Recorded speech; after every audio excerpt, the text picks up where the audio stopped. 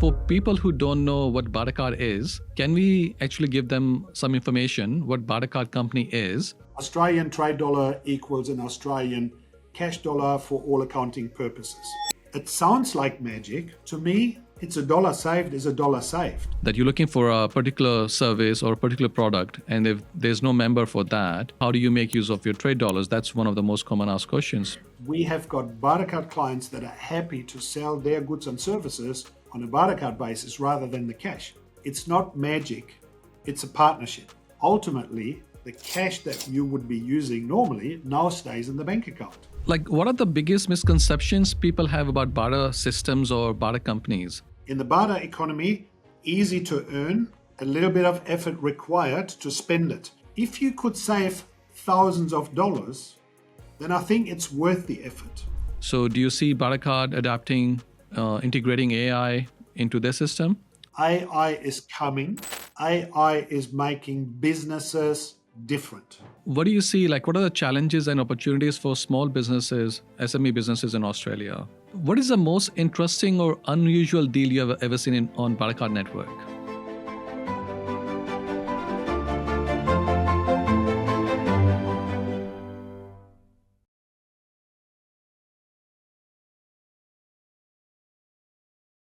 Hi there. Welcome to Aman Poonia Podcast. I'm your host, Aman. Today I'm sitting down with Andrew, who is the current CEO of Bartercard Australia. He started this company in 1991 with his co-founders. He took the company to a high level, and then he started another company, which is called Outsourcing HR Solutions in the Philippines. Recently, he came back to Bartercard as the CEO and implementing a lot of new technologies and tools to attract new clients.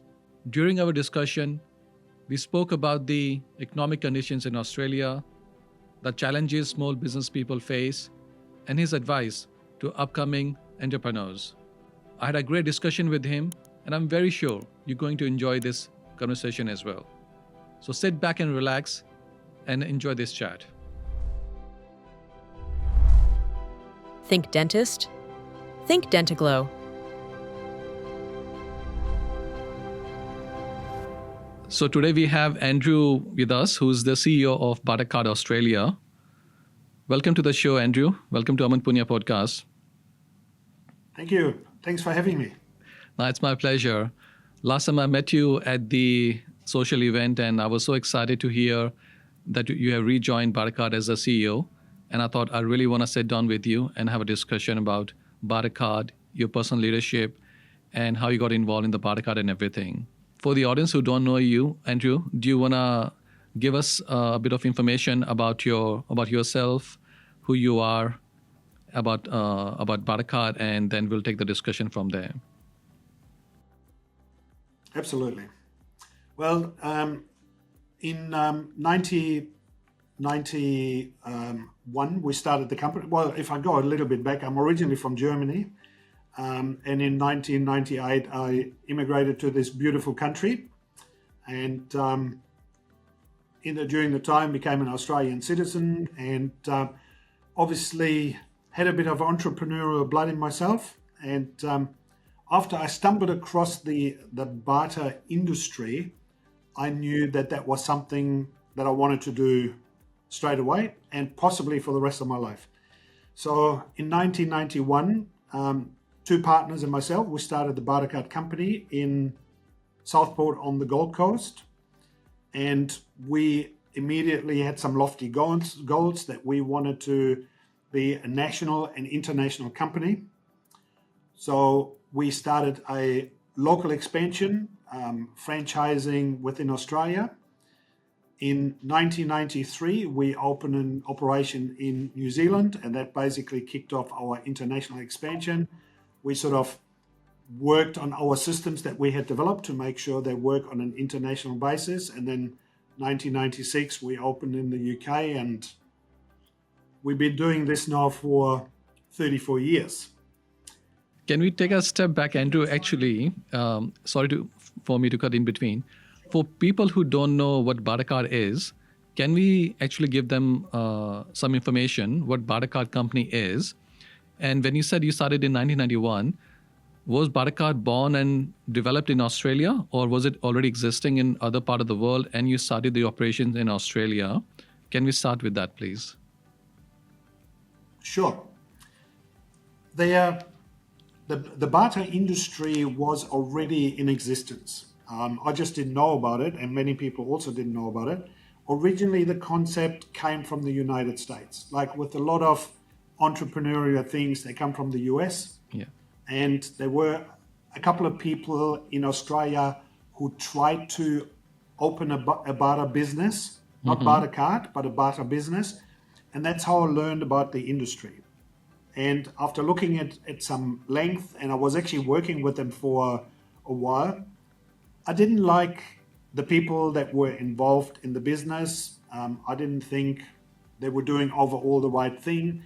And I started exploring on creating our own version of this barter business.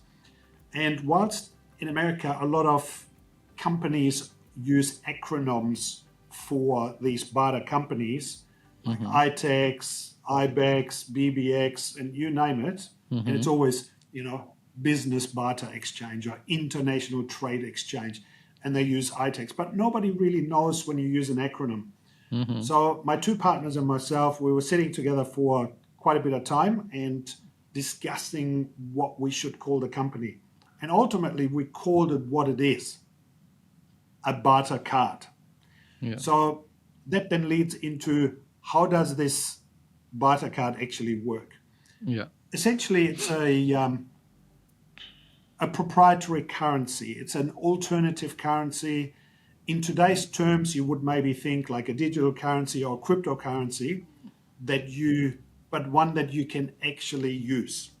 So there are some cryptos that are sort of speculative tools, like a Bitcoin, for example, and there's also some cryptos that are a stable coin, which are basically pegged to the local currency value. So BarterCard, we operate with a currency, it's called the trade dollar, and an Australian trade dollar equals an Australian cash dollar for all accounting purposes. So right in the beginning, obviously the tax office and other regulators were frequent visitors to check out what we were doing and if it was above board. And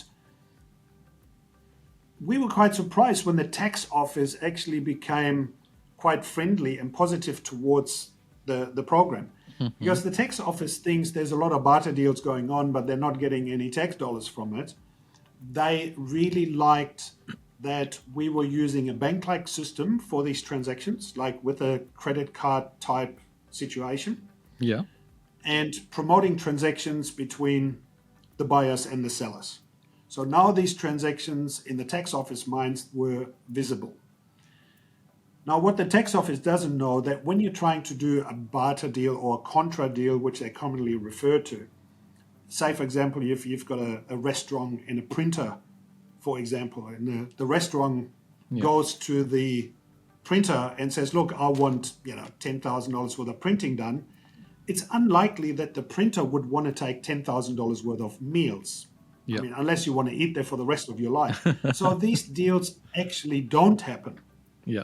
And that's where BarterCard comes in. So the restaurant can go to the printer, use 10,000 of his trade dollars, pay the printer, and then instead of owing the printer anything, he now owes the whole network $10,000 worth of meals. And the next benefit is $10,000 worth of meals obviously don't cost the restaurant $10,000 to put on the table. It costs them just their product replacement cost, which is by industry standards maybe $3,500 worth. The rest is overheads and other expenses, which are already covered by the existing cash business. Yeah. So if the restaurant now trades the meals for the printing, they get $10,000 worth of printing, but in real cash terms, it really only costs them $3,500. And so that is the main benefit of it. And when we started in 91, if you remember, I'm obviously old enough to do, we had the big recession in the late 80s, finished sort of, early 90. When we started the company, interest rates were still above 20%. And since we give interest-free lines of credit to businesses, Yeah. we became a very popular business to do business with. Okay. And in the early days, the media picked us up straight away as a recession buster, like a white knight of the economy, because we were actively stimulating business. And we were in every news program that you can imagine. And thankful to them, that really helped us launch the BarterCard company, not only Australia-wide, but also international. Interesting. So my question to you, in 91 you started and you got recognition from ATO and they accept that trade dollars as, real fiat dollar, Australian dollar. So how was that journey? Was it challenging? Because since we know Bitcoin and in the last 10 years, a lot of crypto dollars or different type of coins have come in the market. Most of the governments, they don't accept it. There's a lot of resistance and now gradually it's sort of environment is changing. So how was it back in 91 or early 90s when you launched this program, this new company? Can we talk a little bit more about that? Because how was that transition when they came on board? What was the challenges you face and how you transition into a reputable company where you're working with the government and getting trade dollars accepted as a mainstream income or expense? Yeah, as I said, the tax office recognized the alternative currency straight away. It hasn't reached the status of legal tender, but if someone is happy to accept 1,000 trade dollars, say for example for your mobile phone, or 1,000 cash dollars, that is their prerogative. And as long as the buyer and the seller record these sales as sales and purchases, the tax office said we are equally as happy if the buyer buys it for business purposes, that is fully tax deductible, and the seller sells it, it's a accessible income. So that was really a reasonably small hurdle. The tax office was on board straight away. Okay. Because of the visibility of these transactions. The tax office obviously thinks about where does our next tax dollar comes from, or where can we uncover some revenue that we're missing out on. So I think they've probably seen us as part of their team. So there's not transactions being transacted that are hidden. I mean, they are just fully transparent, and they became, well, I don't know if they became fans, but they were very positive about what we were doing. Later on, when other barter companies popped up, it's always the same thing. If you're on a good thing, all of a sudden you get a lot of copycats come into the market. Yeah.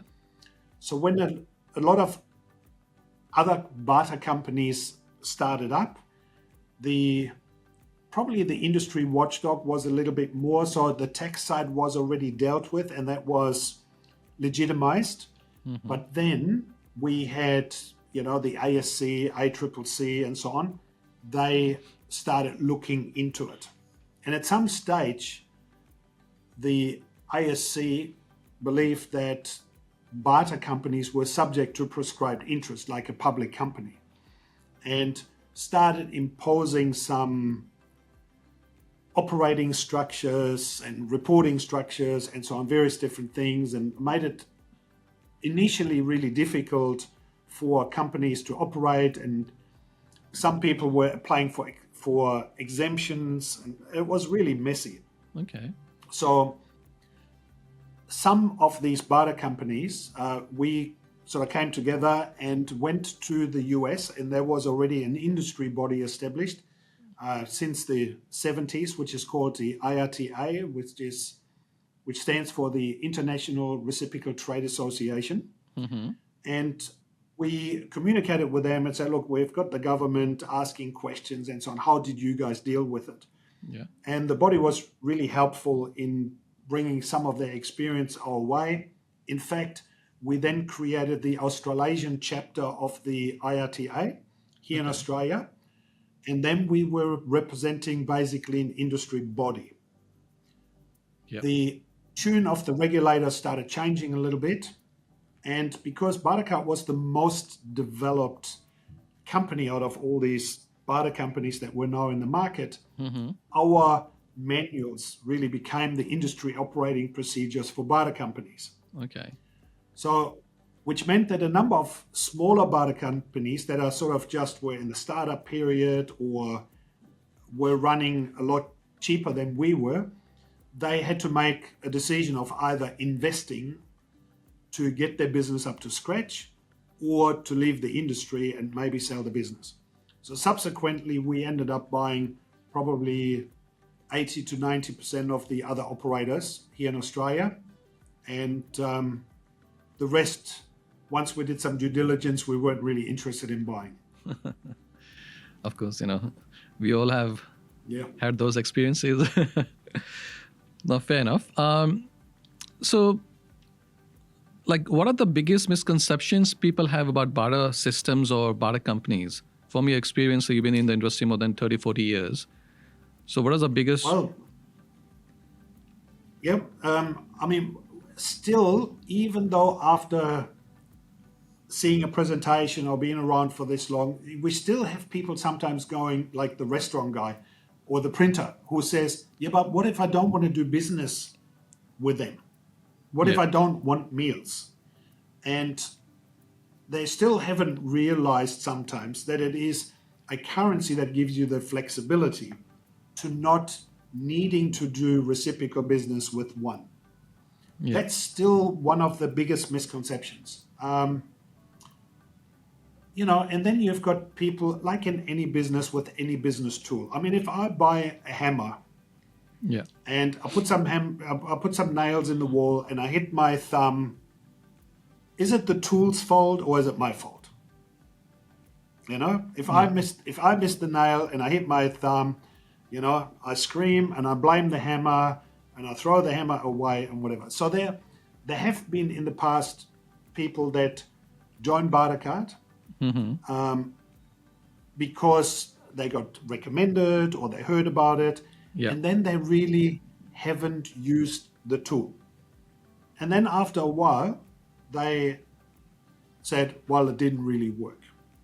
And whilst in the past, I said to business people always, you are where you are because of you, not because of anybody else. There's nobody on this planet that has an ill feeling towards a plumber, a painter, or an electrician, or, whatever is out there.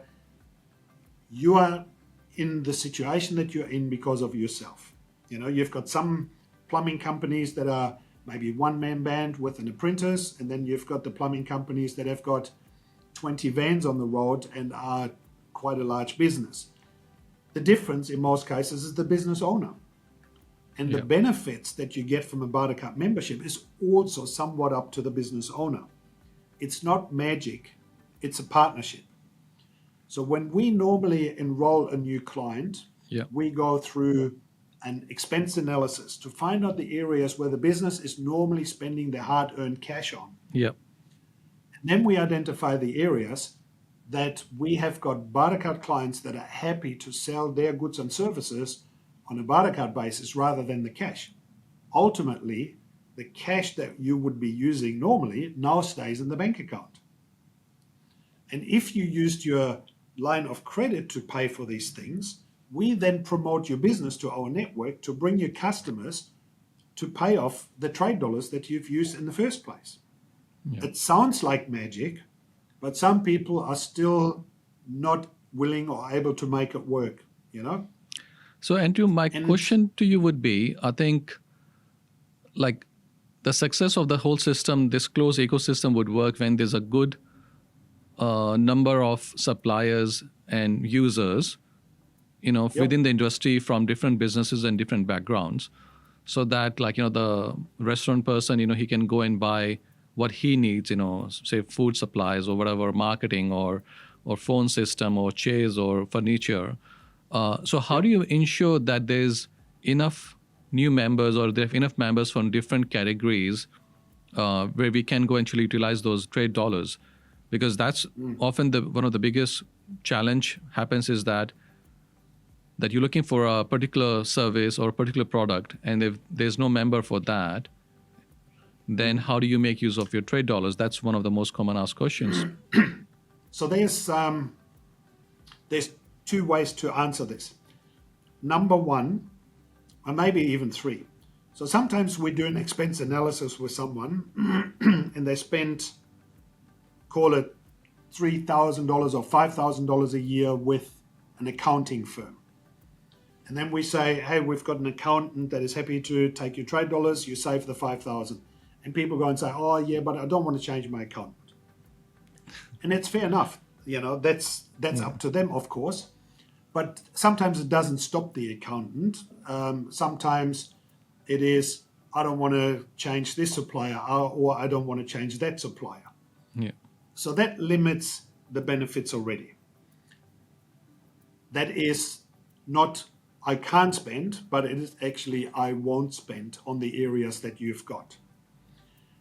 So if people said, oh, if I could pay my tax, I'd join BarterCard straight away. If you could pay your taxes, we would have a lineup of 100 miles outside the office, people wanting to sign up, So it takes a little bit of an open mindset.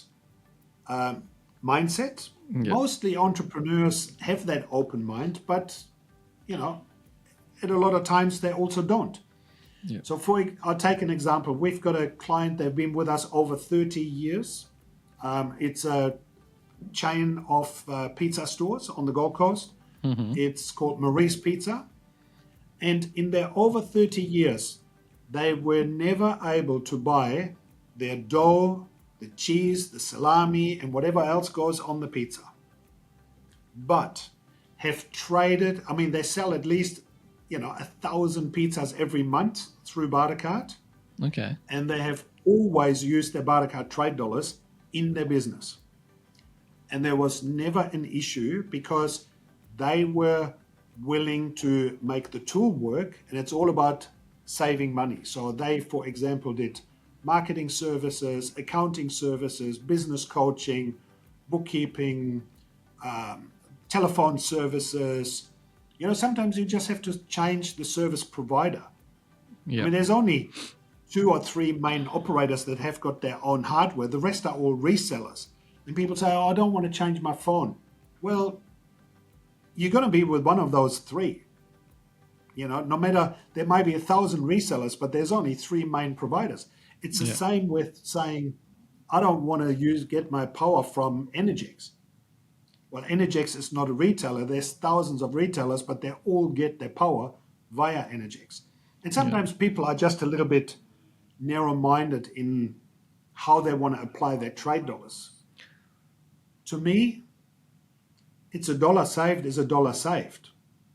If you make $1, you still have to pay your taxes on that dollar. Yeah. But if you can save $1, you get to keep the whole dollar. So sometimes it makes sense to put a little bit more effort in saving that dollar than sometimes would be to actually make that dollar. No, I agree. Because I think in my experience, because for the audience, I would like to mention that I've been in the BarterCard system for more than 8-9 years. And my understanding of it really comes down to your personal profile, if you are risk-taking or not, and how do you manage that risk, and how do you utilize that? You have to be a bit more creative. At one point of time, I had so much Barter trade dollars sitting in my account, but I was waiting for the right opportunity. And then there was this supplier in Sydney who was selling their outdoor furniture stock, and I was looking to build a new holiday home. And then I thought I'll use my trade dollars to buy that, and I bought furniture worth almost $150,000. Not that I've used it; it's still sitting in my. What sort of a holiday house have you got? I'm still working on it. The plan was to build one, and all the furniture is still sitting in my storage facility. But I was able to purchase good quality furniture using my trade dollars. So the point I'm trying to make is that you really have to wait and find the right opportunity. And the issue is a lot of small businesses, when they buy it, they want to convert it immediately. And that's where they get stuck sometimes. As you mentioned, Yeah. if they have preferred providers, A, they have to use them, or B, they already have a long-term relationship, then it's hard to change those situations. But having said that, you have to be open-minded, and there are certain categories where you can go and spend it. So it really comes down to your personal profile, and if you're willing to look beyond the obvious and find more creative ways to get it going. Yeah. Having said that, like 100%. Andrew, what would you say? Like, what is the average sale member in BarterCard normally does in a year's time, and what is the highest and lowest? If you can give us the range. Right. I mean, look, our average trading volume per client is probably somewhere between $2,000 and $3,000 a month.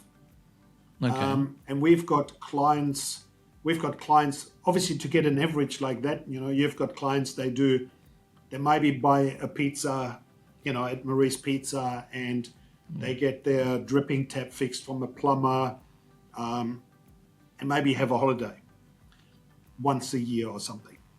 And then you've got other clients, we've got an accounting firm, for example. For them, it's really good because if you're an accountant or any professional, if your diary is not booked, you make no revenue. But if your diary is booked, you would be better off accepting lollies as payment instead of not having a client at all. So accountants have been gravitating to BarterCard quite a bit. And one of our accountants that we've got here on the Gold Coast, he's bought multiple properties with BarterCard.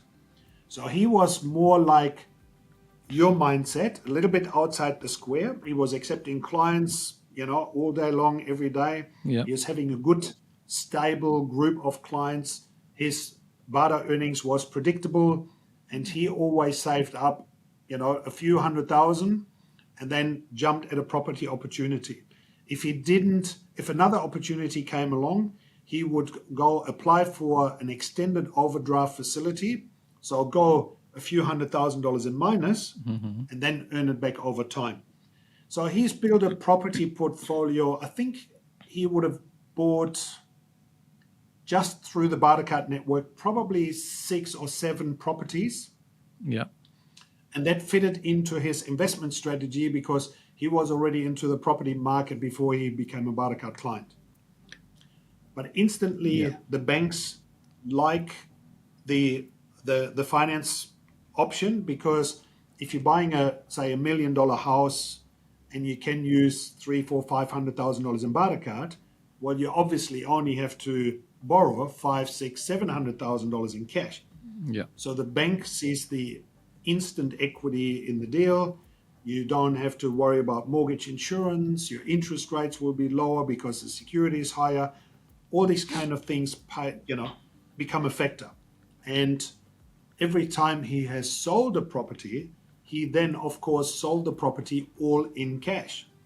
So ultimately, he bought $1 million property, and that maybe was $400,000 in BarterCard, $600,000 in cash. Then he sold the property for, say, 1.5 or say $1.3 million in cash.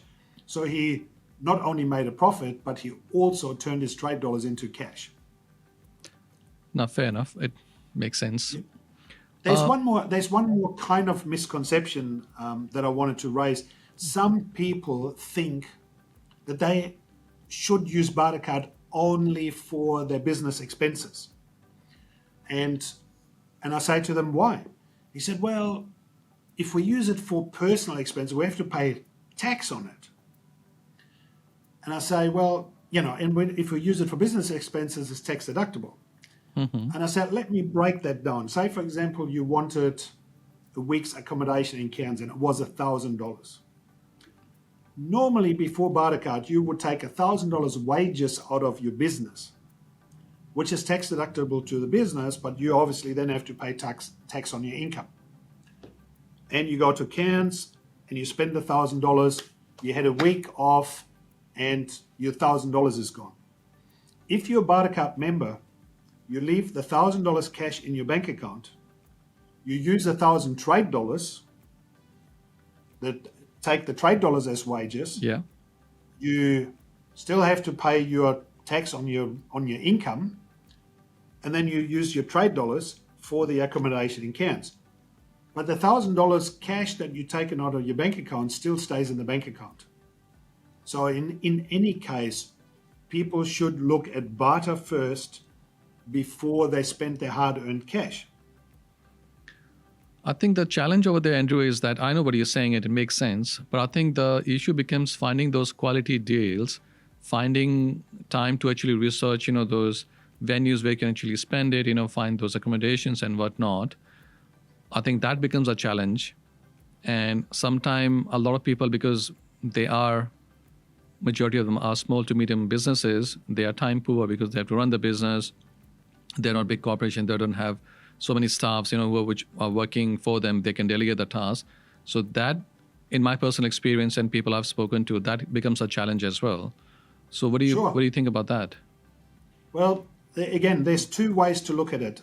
The first way is, in the cash economy, we spend all our waking hours chasing cash revenue. Mm-hmm. And then the money just runs out of the door real fast. In the BarterCard economy, BarterCard and its account managers generate the barter revenue very easily. So you don't have to chase the dollars as hard as you chase the cash dollars. And then on the flip side, spending cash is real easy. In fact, too easy. Sometimes it just runs out of the door and you can't keep hold of it. So that's why I say to the people, if you shift the effort, like in the cash economy, this much effort to get it, easy to spend. In the barter economy, easy to earn, a little bit of effort required to spend it. So it's the same amount of effort, just on a different side of the transaction. Yeah. And if you could save thousands of dollars, then I think it's worth the effort. The second part of this is that we earn our money on transaction fees. So if you don't use it, we don't earn anything. Yeah. So we've got a whole bunch of account managers that look after clients. And the fee doesn't go up or down, for the usage of the person. The fee is attached to how much you spend in the network. So my advice to people is write your account manager for every penny. Give your account manager. So if you just say, oh, hang on a second, Andrew, I'm going to New Zealand next week. Can you look after me on BarterCard? You're giving me a week. In a week we can still do some good stuff in New Zealand, but if you're giving me a month, like this particular accountant that I was talking about earlier, he's been to New Zealand many, many times. He sent us his itinerary. So he was going for a month. He sent us his itinerary and said, here is all the cities that I'm going to. And he was going, every 2-3 days, he was going somewhere else. He sent that to his account manager. And other than one night in one particular town, they were able to give him accommodation in every single place he was staying on BarterCard. Okay. His car rental was on BarterCard. His meals were all on BarterCard. He spent, quite a lot of money. It was well over $10,000 that he didn't have to spend in cash, and he used his BarterCard trade dollars for. And for that, he did the books for some of our clients. And the $10,000 cash that he would normally use stays in the bank account. So make the account managers earn their money. Fair enough. Coming back to, since you guys started in 91, the business landscape has changed quite significantly. So how do you see BarterCard model evolving from there? Especially, where do you see the role of AI? Because in the last year or two, AI is the buzzword. So do you see BarterCard adapting or integrating AI into their system? So can you talk about how the model has evolved? And then if you can talk about what are your thoughts about AI? Yeah. So the model, other than the business landscape, which obviously keeps changing all the time. I just think of, when we first started, email wasn't even a popular form of communication. Not everybody had a mobile phone. Not every business had a computer. But now you go to a mechanic, they've got computers. I mean, they didn't have any computers in 91. Accountants had computers, banks had computers, but mechanics didn't have computers. Well, today, if you don't have a computer, you're not in business. If you don't have a mobile phone, you're not in business. The yellow pages don't exist anymore. In the past, if you wanted to dominate your market, you took the front page of your category, full page ad, and it was business guaranteed. Today has become very complicated. The marketing, you've got the social media channels. How do you monetize all this? People think they can take photos, put it on Facebook and make money. It doesn't really work that way.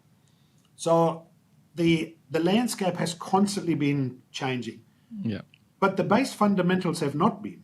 So people are still looking for customers. They want to earn money, that they can pay their bills and make a profit. So those things have always kind of stayed the same. Some people have changed how they buy.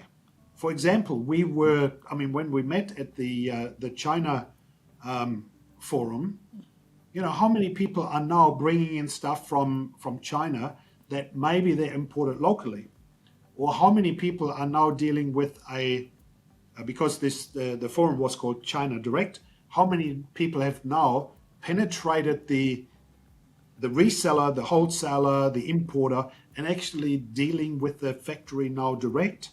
So people had to upskill themselves, break down barriers, investigate how they could do things differently. And the trick wasn't for profitability, it wasn't really to raise your prices, because otherwise you price yourself out of the market, is how you buy and how you buy your product and your supplies. And that's where the competitiveness comes in. So business landscape changing. Payment systems have always been sort of changing a little bit, with the recent arrival of cryptocurrencies and digital currencies, but they're not really mainstream usable. They're a little bit fancy, Well, if you've got some Bitcoin now, good on you.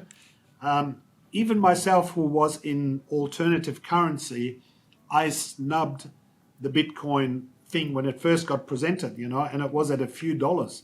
And someone said, oh, you should get some.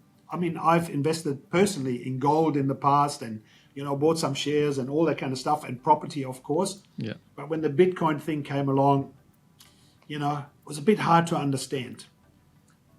Now, just like it was hard to understand when the mobile phone came out, what a computer would do in your business, and so on and so on. Yeah. So when trends emerge that change the market, you cannot afford to ignore them. I've heard people way back when who said, I'm not going to get one of those, I can't even say the word that they used for these mobile phones, I'm not going to get one of those things and look like a so-and-so. That's just big noting themselves. Well, today, look at everybody's got one. Tradies wouldn't be in business if there wasn't a mobile phone, or they would have to have someone at home answering the phone. So things are always changing. Then, you've got AI. I've learned over the 34 years we've been in business that you cannot ignore market trends. Mm-hmm. Sometimes they don't pan out as you think. For example, if you remember the year 2000 bug, the Y2K syndrome, all the IT guys in the world convinced their employers to spend hundreds of thousands, if not millions of dollars to safeguard themselves against the Y2K bug. Now, I'm an entrepreneur myself. When the Y2K bug was looming, I was running BarterCard International. And my IT team came and said, I think we need to spend around about $200,000-$300,000 to safeguard ourselves. And I said, I think it's a hoax. I think it's a hoax by the industry. All of a sudden you couldn't get an IT consultant for, even if you paid gold bullion for it, because they were so busy raking it in. And I said to my guys, and we had a reasonably large IT team, I said, you're just going to be on standby. And if something doesn't work, we're going to go into fix it mode then. But I don't think that this thing is going to happen. Yeah. And of course, it didn't happen. So it was a bit lucky. But in general, I don't ignore, I mean, this was a calculated risk. I don't ignore trends. And that AI has become a trend is very obvious. Everything is full of AI on your social media, people spruiking AI, what can be done. And of course, there's also AI scams, you know, if it's too good to be true. If someone says, hey, download this AI and you're going to make $1,000 or $10,000 a day, if it was that easy, everybody'd be doing it. However, AI is coming. AI is making businesses different. So you already got companies that have got a voice AI. Yeah. You ring the business, and unless you're really in tune with it, half the people wouldn't even pick up that they're talking to an AI rather than a person. True. You know, and just if you've got a busy switchboard with multiple departments, there is no issue with having an AI, you know, answering your phone and transferring the phone calls or making an appointment or answering some basic questions. That can all be done right now.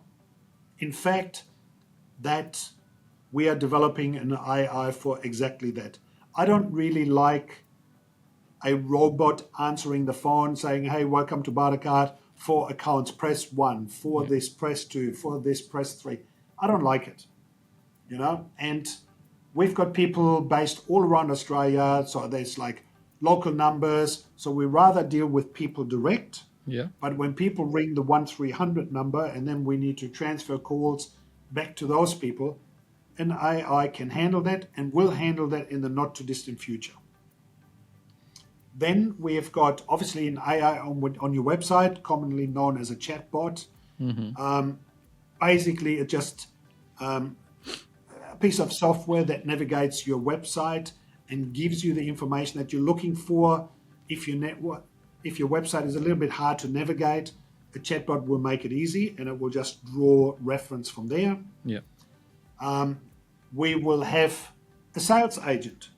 A BarterCard sales presentation is not a very complicated thing.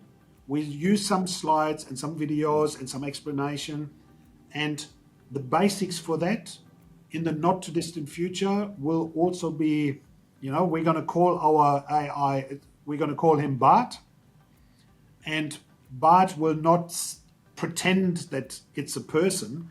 BART will say, I'm BarterCard's AI. I'm here to answer all your questions and help you to onboard your business to BarterCard. If at any stage you don't want to talk to me anymore, you can press this button or I can make an appointment for one of our consultants. Okay. So that'll be an avatar talking person, just like almost like we are talking right now. Fair enough. And the final one that we are investigating will sit on the dashboard of our clients. Once you logged into your BarterCard account, and this is trying to help make trading easier, because there's a lot of people that instead of calling their account managers, like, can you find me something? They sometimes go and just, you know, go onto the BarterCard account, but instead of sifting through the directory, they now can ask the AI to find them the stuff that they're looking for. And then it will come up by proximity.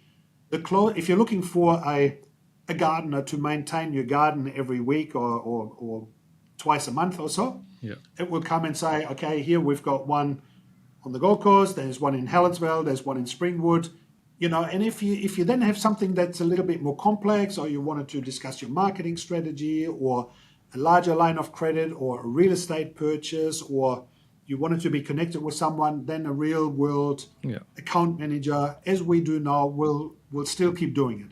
The human connection will still be done. I think that's a good use case for, you know, for your company and particularly for the members, if they can have that functionality. And I think it's really going to save a lot of time and create a lot of, you know, opportunities for members within the network.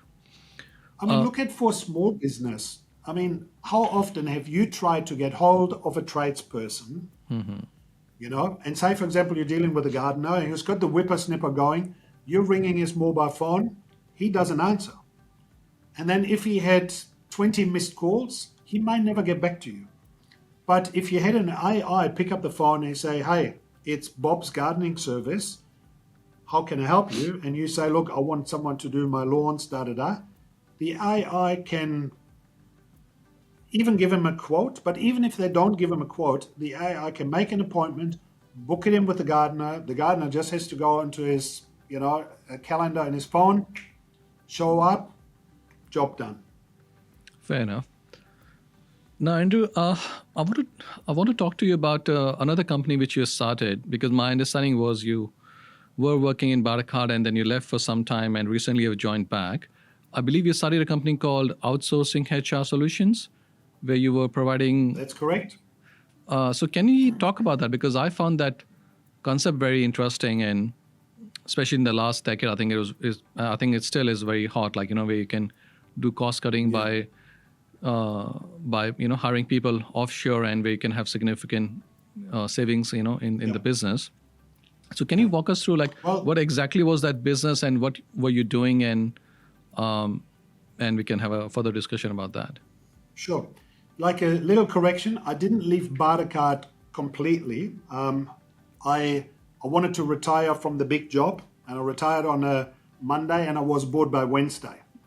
And so I actually bought a BarterCard franchise. So over the last sort of 12, 15 years, I still have been involved in BarterCard, just running a BarterCard franchise instead of traveling the world, opening new operations everywhere. Yeah. But during that phase, and I'm sort of a bit into networking, I've been to so many different meetings with networking groups where all of a sudden this outsourcing just kept coming up and coming up and coming up. And, sometimes it was from a small, like even this gardener or a plumbing service or whatever, he was saying, I've got a VA, virtual assistant, in the Philippines that answers my phone, and books appointments, like something that maybe an AI in the future will take over. But some people still like the personal touch, or that a person wants to get a quote straight away. The VA could also do some social media posts, could also chase bills outstanding, that kind of stuff. Yeah. So, but the biggest thing was, if you were a small business, one-man band, two-man band, traditionally you find that the partner is doing the books at home at nighttime or on the weekends, and it just takes up a lot of time running a small business. True. If you had to hire a person, you would be looking at $50,000, $60,000, $70,000 to have someone, do your books, answer your phone, book in appointments, and chase up your bills or whatever, easily. And because of the cost structure in the Philippines, you can have that for roughly 1/3. So if your business was making, say, for example, call it, just for the argument's sake, if your business was making around about $50,000 profit a year, which is basically, a wage or so, but if it was making $50,000 of profit, maybe even after your own drawings, to put a person on, you probably end up in a loss situation, so you've got super, you've got on cost, you've got holiday and all that kind of stuff. And that's why a lot of people don't put on a person. Yeah. But to hire a VA, that might only cost you, as I said, roughly 1/3, and call it for a VA could be $25,000 per annum. So you're still making a profit. You don't have to give up anything. And that person will most likely make you run more efficient and more profitable anyway. They earn their wages back many, many times over. So that became quite intriguing. But there were also some inherent issues in the industry. There's a lot of staff turnover and so on. And my business partner and I, we looked at the outsourcing model and found that some People were doing hourly services. There was, for the person in the Philippines, no job satisfaction. They were dealing with half a dozen people. And we thought, okay, we're not going to do this. We are going to hire quality people for Australian businesses that work with them full time. I mean, it's already cheap in comparison to Australia. So if someone wants just an hour a day, they're not our client. But if someone is serious about growing the business, and we've got some companies, they've got 8, 10, 12 people with us. They have got whole departments outsourced. They have customer service outsourced, bookkeeping, graphic design, social media, all that kind of stuff. And so we've got one company in Melbourne who's got round about, I think, 8 or 9 people with us. That saves, so the payroll in Melbourne would be round about 1.3, 1.4 million. He actually discussed that with me. And the people in the Philippines cost him round about 400,000. So now he's got $800,000 extra to either fund his own life, expand his business, build a property portfolio. So it is a significant saving to him. Sorry, Andrew, just want to clarify. So basically, you were offering all the services within a business domain, or was it like a VA, phone call, calendar management, social media? Like, was there a subset of the services which you're offering, or was it depending upon the client, what they're looking for? So this particular client, for example, he's got 2 graphic designers, 2 customer service people, I think 2 bookkeepers, 1 senior accountant. He's got a data analyst for and a marketing person. So they are full-time people that do that particular role. Just like you would hire a bookkeeper here in Australia, he hired a bookkeeper. So essentially all the business functions were delegated offshore, more or less, like unless they're operating within Australia, all the other things which can be... All the back-end stuff that is not customer facing can be outsourced, all the admin tasks. I mean, if you're a professional and, if you charge or your charge rate could be, if you're a lawyer, for example, and you charge $300 an hour, if you then go and sit down and do the books at night, you are actually making a mistake in your business. You give that lower level task to someone, a lot cheaper, and you keep earning the $300 or $500 an hour that you're charging. So it keeps the business owner doing what they're good at and takes all the menial tasks off the table in a cost-effective way. The second part is what we made a difference.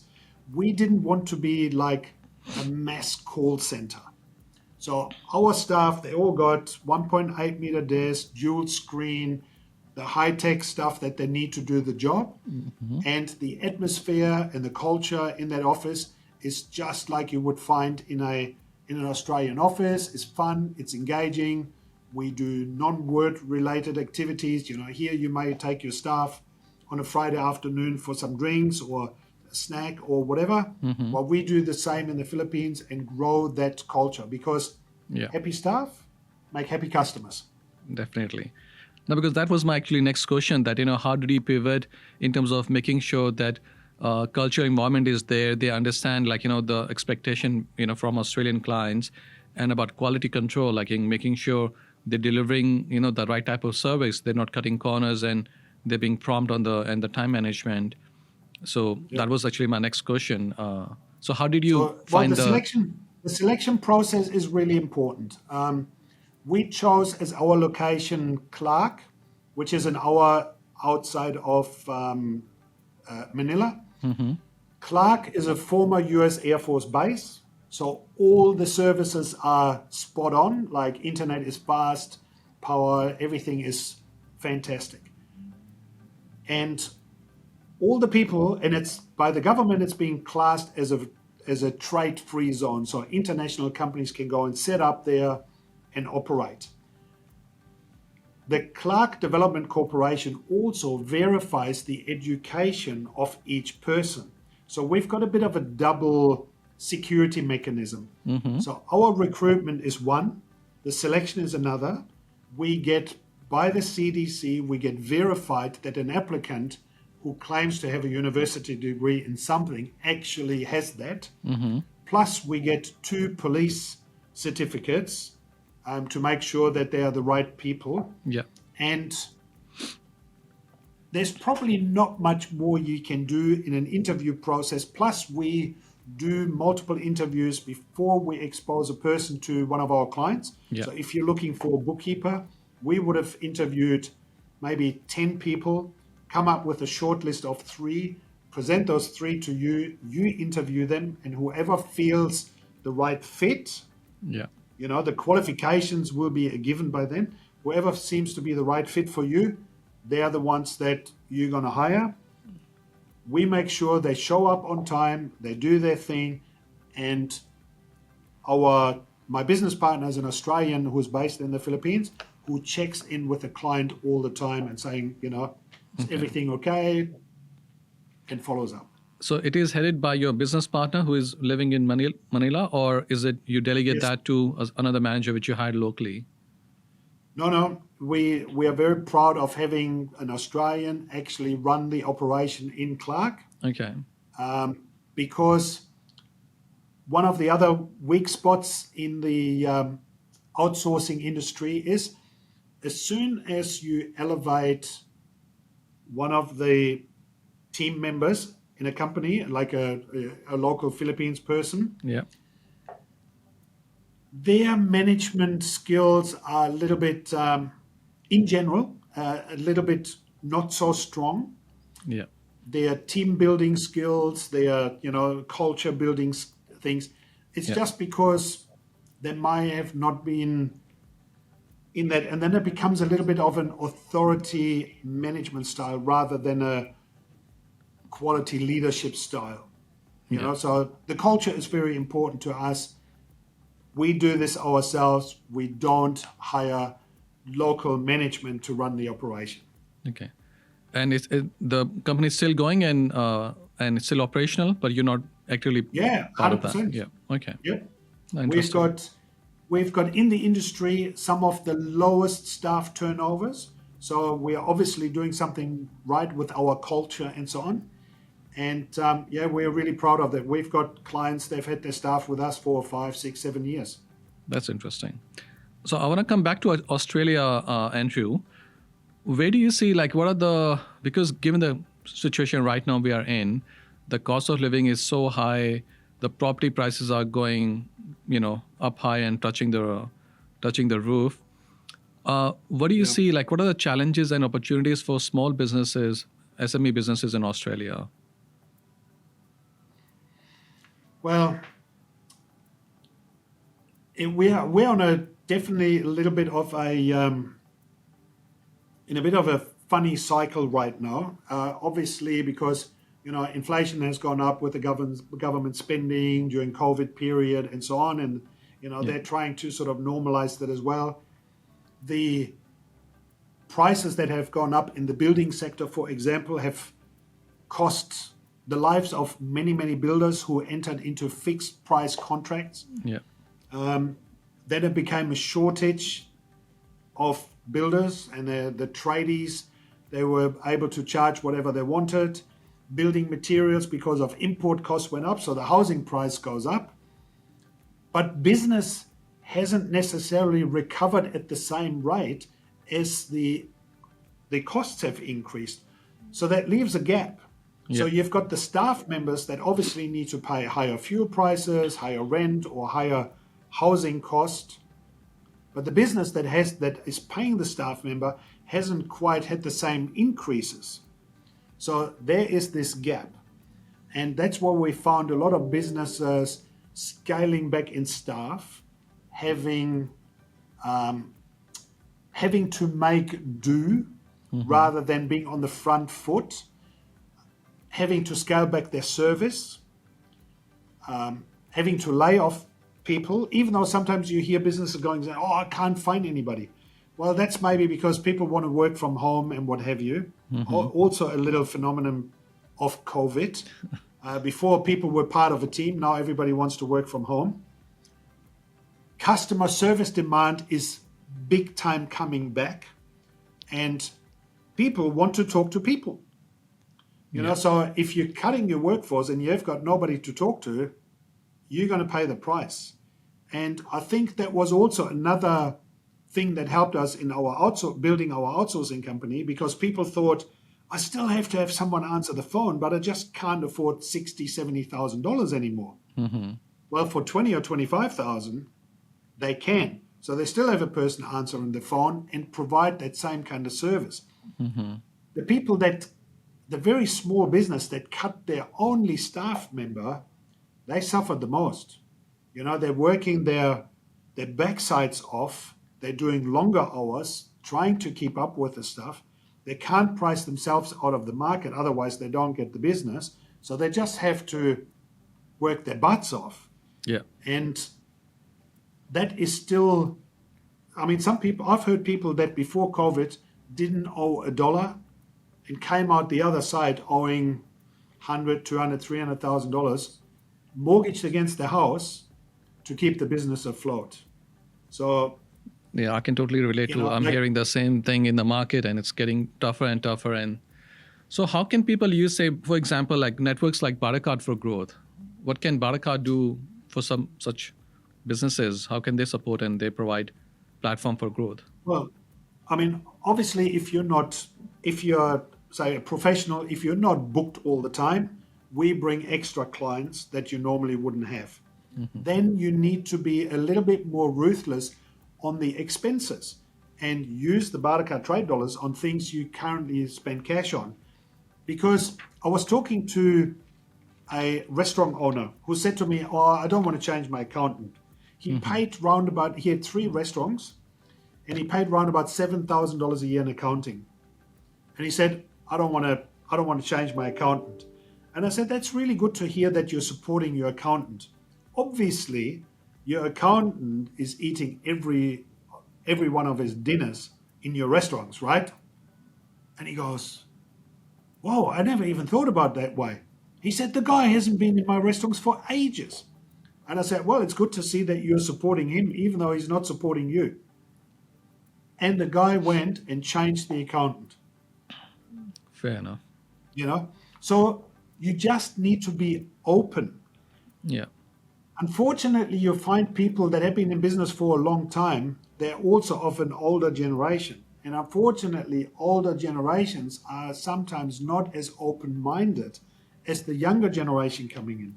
The younger generation that grows up with AI, offshoring, alternative currencies and so on, they will have the jump against the people that are holding on to traditions that don't work anymore. No, definitely.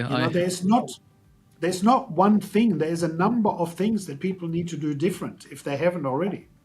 I think they really need to go back and brainstorm, find all the leaks, see the platforms, for growth, and whatever they can do, they must do to come to the other side of the...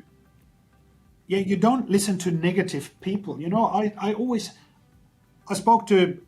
speak to people every day. Some people say, I spoke to a mate of mine. He told me our BarterCard doesn't work. I said, what does that mean, actually? Oh, well, I don't know. I think he knows someone that was in BarterCard before. And, it's funny. It's like this barbecue conversation seems to have so much weight.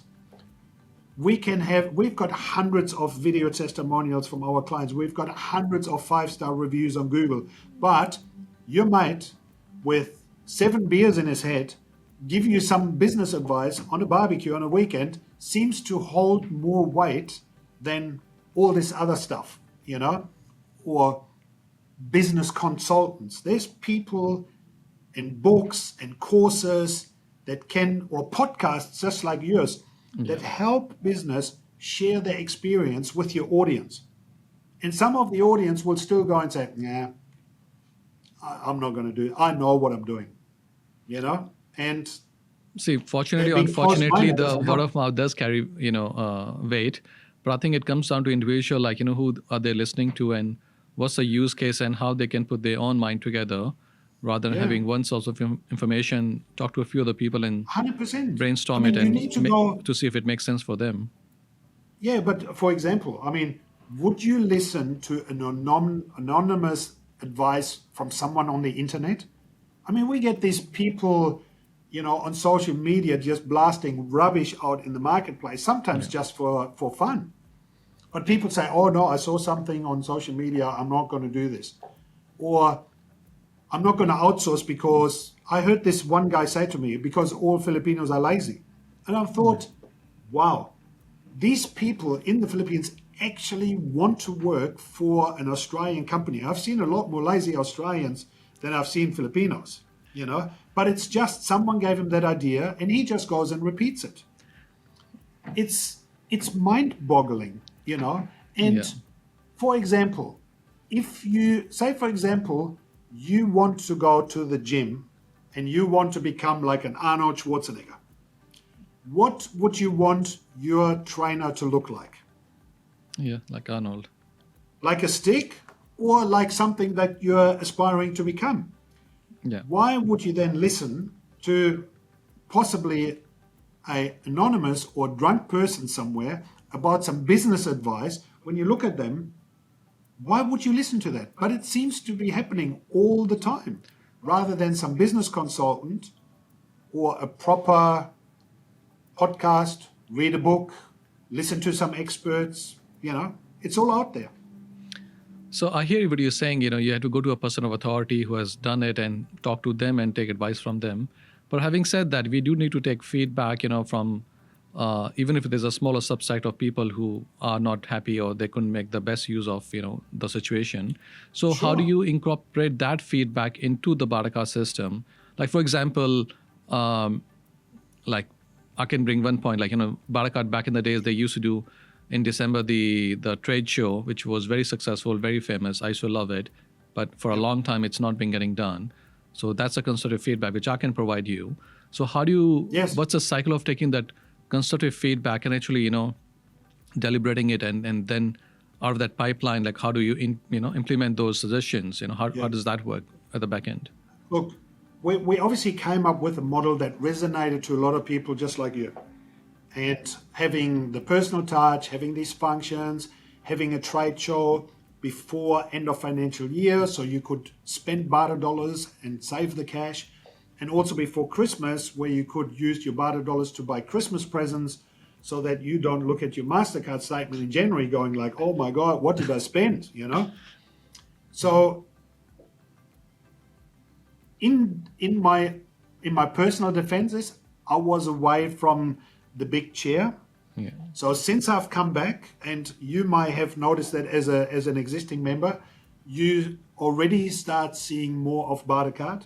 We've engaged again with charities, community programs, local sports clubs. We used to sponsor local sports clubs a lot, and plus also some of the bigger tier ones. We've reconnected with the Titans, the Canberra Raiders. We've re-entered into motorsports. We were famous for the IndyCar and the V8 supercars, and we've started running functions again. Yeah.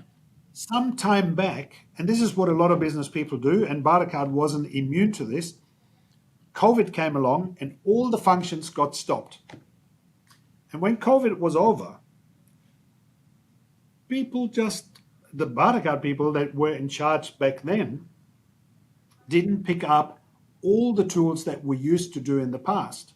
Yeah. And that was it. And when I came back to the business, because we still had local functions in our franchise area, so as soon as I came back to the business, and we met at the China Direct Forum, you got to put yourself out there. You got to get your clients together. We have had multiple functions already.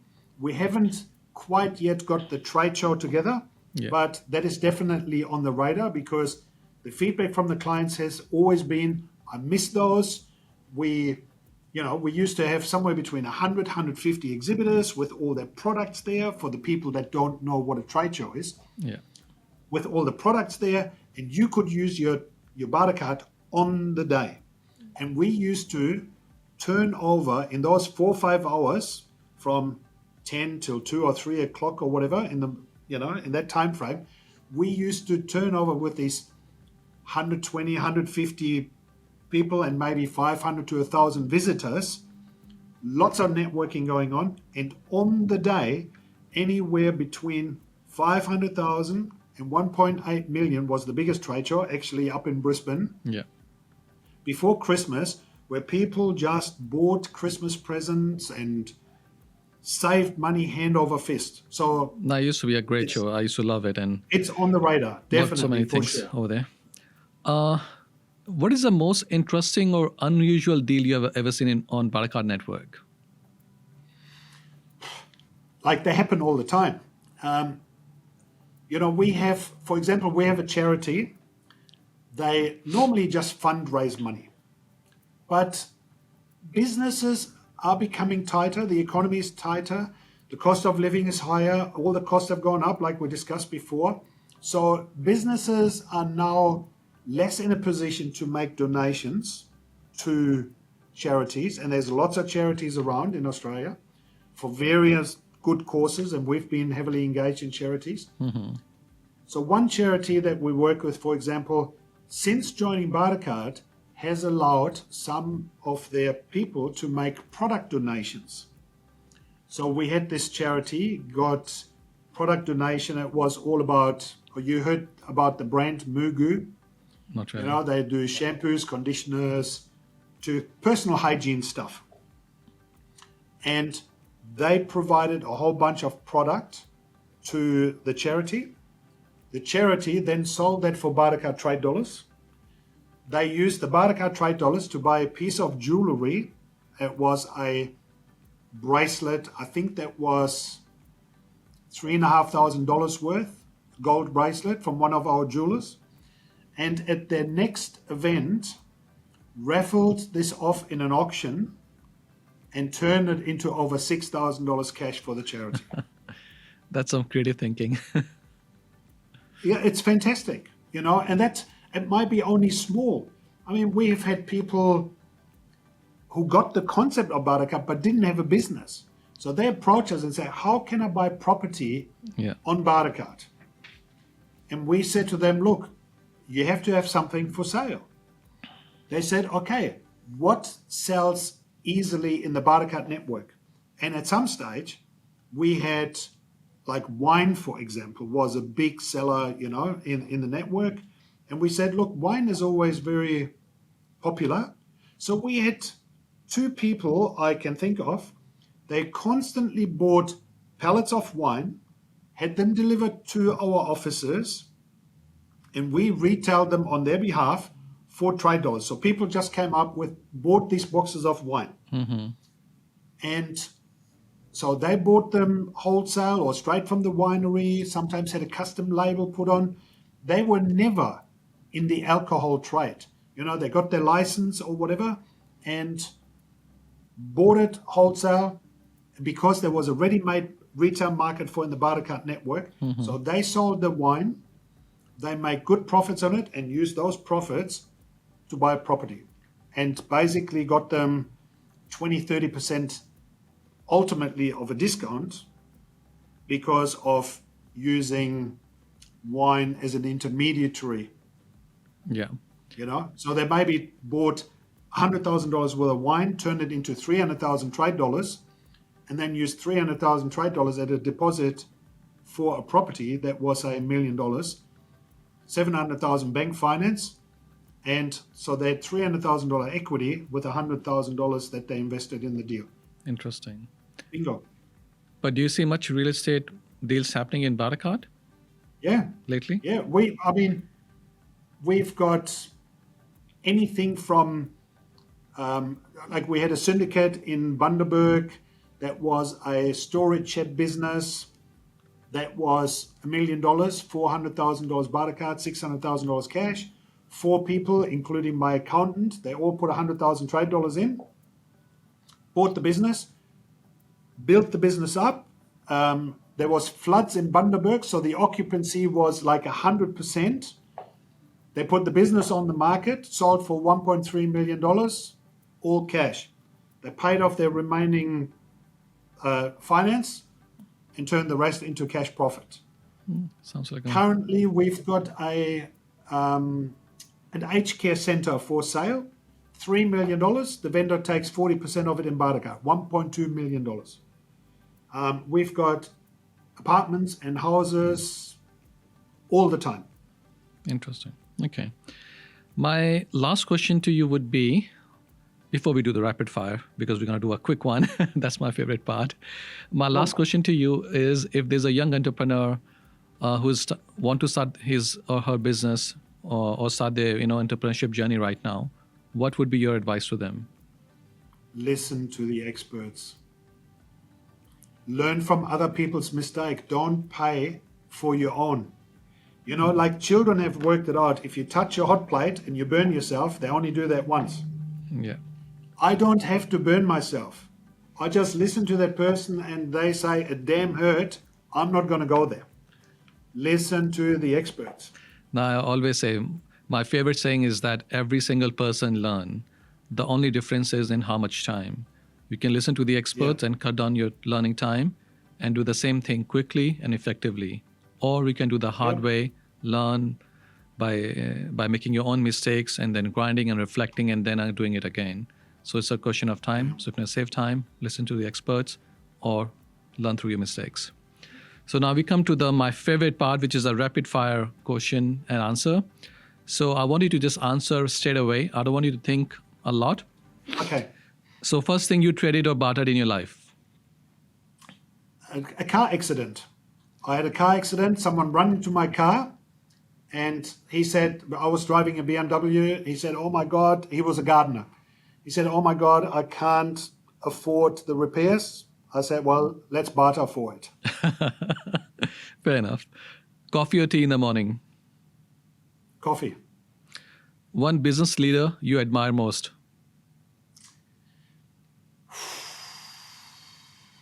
Oh, that's a hard. There's so many. You can name a few. I couldn't come up with, the Richard Branson of this world and so on and pick him. Let's go with Richard. Yeah. Alrighty. The most unusual barter deal you have ever seen? Unusual? Yeah. That was probably the charity deal that I explained before. That was multiple steps to get to the results they couldn't get in a straight line. Fair enough. Your favorite go-to productivity hack?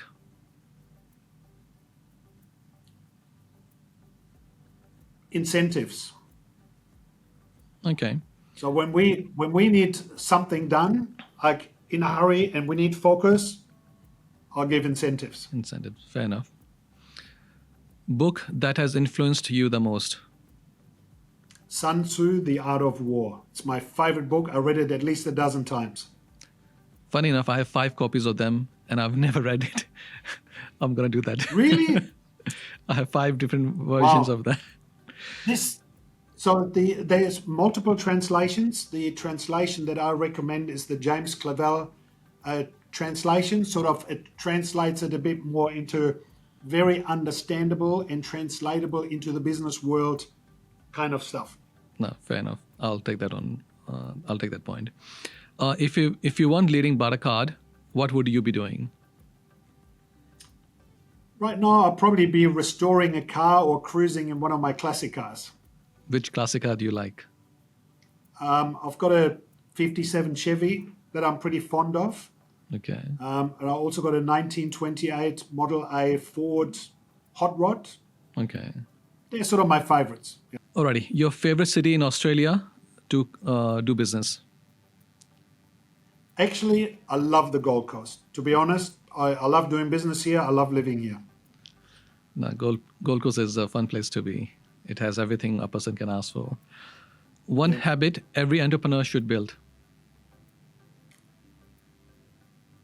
Honesty. Do what you say. Deliver. Probably do what you say honesty is just as important, but people judge you by what you do. And if you say you do something, do it, even if it costs you money, because you only have one reputation. And that reputation in your lifetime in business will pay over and over and over again. So make sure you build a good reputation by doing what you say. No, definitely. The compounding effect of that one virtue is so much high that you can't ignore it. Yes. Okay, one last question. The best advice you have ever received? Work hard, be good to your mom, be relentless, never give up. Sounds good. Thank you, Andrew. I really enjoyed having this conversation. And I can see there were so many aha moments, so much life experience and in different shades and different forms. I learned a lot from you today. And I hope all the audience, everyone who's going to watch this podcast, they will learn it as well. And as I said, BarterCard has been interesting to me. I've been a part of this for a long time. And it's all about putting the creative mind to work and making sure it works for you. And I really look forward to seeing those new changes which you are bringing in the company, integration of those new AI tools and different onboarding and different opportunities which you're working on to implement. Yes, thank you. Thanks for... And I hope that, I hope that a lot of people watch your podcast, because this is free advice for people. And if your whole podcast series changed one person's life, hey, it's worth can't it. ask for more than that. As the Nike says, let's do it. Yes, absolutely. Let's go and kick some butt. All right. Thank you, Andrew. I really appreciate your time. Have a great day. Thanks for having me. All righty. So this was the conversation I had with Andrew. I really had a great time. And I hope you had good value for your time as well. Don't forget to like and subscribe to the channel. And please write your feedback in the comment section, because I really want to improve this show and I really want to add value for your time. Thank you. Be safe.